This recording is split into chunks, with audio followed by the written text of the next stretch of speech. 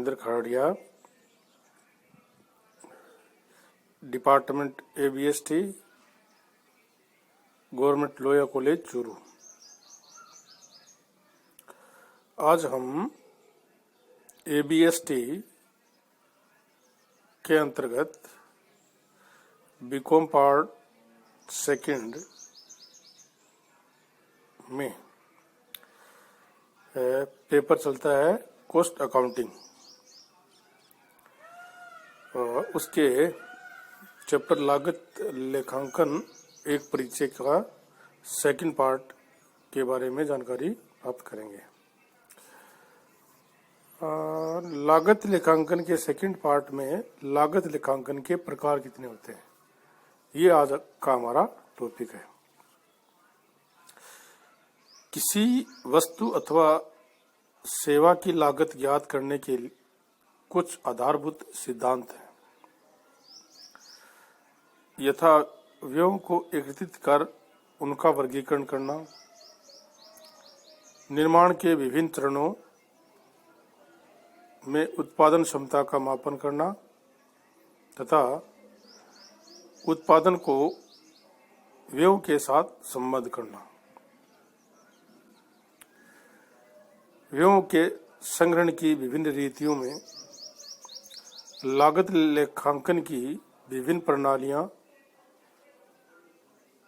Systems को जन्म दिया है। इन प्रणालियों का मुख्य उद्देश्य लागत पर नियंत्रण रखना है,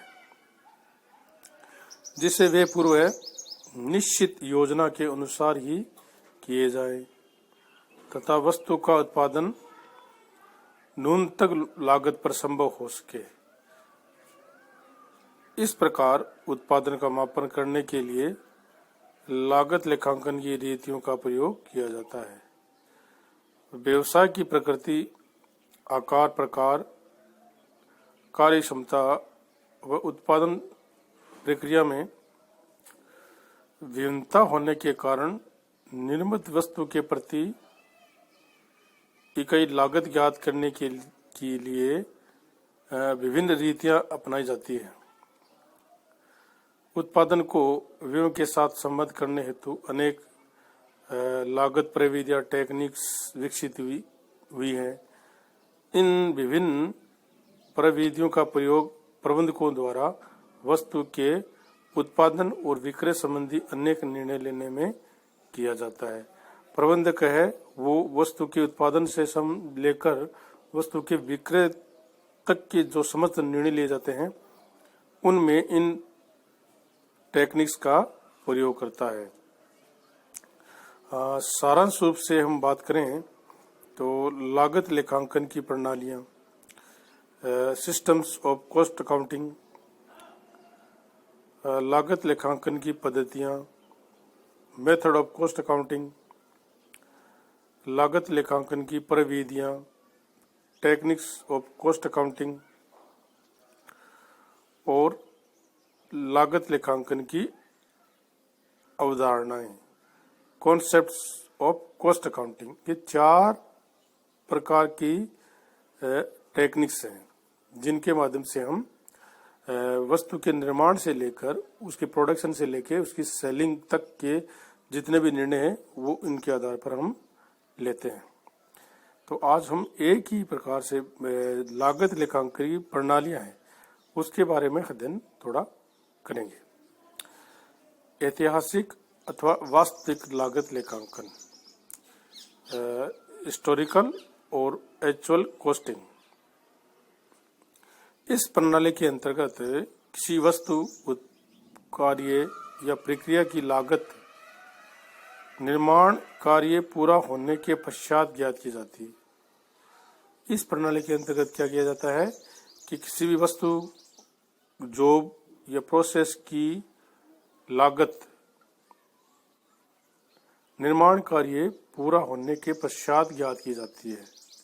वर्तमान अवधि की लागत की तुलना गत अवधि की वास्तविक लागत से करने के पश्चात दोनों अवधियों के व्ययों में अंतर ज्ञात किया जाता है। इस विधि में क्या किया जाता है कि किसी भी वस्तु, जॉब या प्रोसेस की निर्माण की जो लागत है वो कार्य पूर्ण होने के बाद में किया जाता है। वर्तमान अवधि की लागत की तुलना गत वर्ष के वास्तविक लागत से करने के पश्चात दोनों अवधियों के व्ययों में अंतर ज्ञात किया जाता है तथा अंतर के कारणों की जांच की जाती है और यदि संभव हुआ तो भविष्य में उन्हें दूर करने का प्रयास किया जाता है। तो इस प्रकार जब वास्तविक व्यय के आधार पर लागत पर नियंत्रण रखा जाए तो उसे हम ऐतिहासिक लागत लेखांकन प्रणाली कहते हैं, हिस्टोरिकल मेथड कहते हैं। क्या करते हैं इसमें आपको बता दिया कि सबसे पहले हम निर्माण कार्य पूरा कंप्लीट करते हैं, उसके बाद में उसकी लागत ज्ञात करते हैं और उस लागत को गत वर्ष की अवधि की वास्तविक लागत से कंपैरिजन करते हैं, दोनों की तुलनात्मक अध्ययन करते हैं और अगर अंतर आता है व्ययों में तो उन अंतरों को पर नियंत्रण किया जाता है और इस विधि को क्या कहते हैं, हिस्टोरिकल मेथड। सेकंड है अनुमानित लागत लेखांकन। इस प्रणाली के अंतर्गत किसी वस्तु की अनुमानित लागत या व्यय का आशय उस लागत या व्यय से है जो उस वस्तु के उत्पादन हेतु सामग्री, श्रम और अन्य व्ययों पर किया जाएगा। इस लागत को ज्ञात करने के लिए पिछले व्ययों को आधार मानकर वर्तमान में सामग्री व श्रम के मूल्यों तथा अन्य व्ययों में होने वाले परिवर्तनों का समायोजन कर दिया जाता है। एस्टिमेटेड कॉस्ट में क्या किया जाता है कि किसी भी वस्तु की अनुमानित लागत या व्यय का से उस लागत या व्यय से है जो वस्तु के उत्पादन हेतु सामग्री, मटेरियल, लेबर और अदर एक्सपेंसेस पर किया जाता है। इस लागत को ज्ञात करने के लिए पिछले व्ययों को आधार मानकर वर्तमान सामग्री व श्रम के मूल्यों तथा अन्य व्ययों में होने वाले परिवर्तनों का समायोजन कर दिया जाता है। अगर मटेरियल की कॉस्ट बढ़ती है तो मटेरियल कॉस्ट बढ़ा दी जाती है, लेबर की कॉस्ट बढ़ती है तो लेबर की कॉस्ट बढ़ा दी जाती है और अन्य एक्सपेंसेस बढ़ते हैं तो उनके हिसाब से अन्य एक्सपेंसेस की लागत का समायोजन हम इसमें कर दिया जाता है। व्यवहार में लागत लेखों में अनुमानित अंकों का प्रयोग होता है। व्यवहार में हम बात करें तो लागत लेखांकों में अनुमानित अंकों का प्रयोग होता है तथा किसी भी वस्तु का उत्पादन कार्य प्रारंभ करने से पहले उत्पादक निर्माता इन अनुमानित अंकों के आधार पर विभिन्न अवस्थाओं में होने वाली वे लागत, वे तथा प्रति इकाई का अनुमान लगा लेते हैं, क्योंकि जब कोई कार्य सुव्यवस्थित के साथ नहीं किया जाता तब तक बड़े पैमाने पर उत्पादन कार्य अनिश्चित और अव्यवस्थित रहता है। किसी भी बड़ा कार्य करने के लिए हमें सुव्यवस्थित योजना बनानी पड़ती है और उसी के अनुरूप हमें कार्य करना पड़ता है। पूर्व नियोजित अनुमानित श्रमिकों के बिना यह संभव नहीं है। इसके अतिरिक्त आज के युग में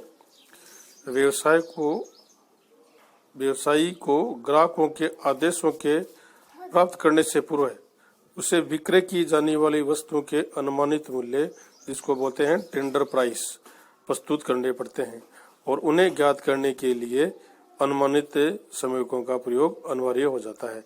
हमें किसी भी वस्तु का प्राप्त करने से पूर्व व्यवसाय को क्या करना पड़ता है, उसकी टेंडर प्राइस देनी पड़ती है और टेंडर प्राइस तभी दे पाते हैं जब हम अनुमानित आंकड़ों के आधार पर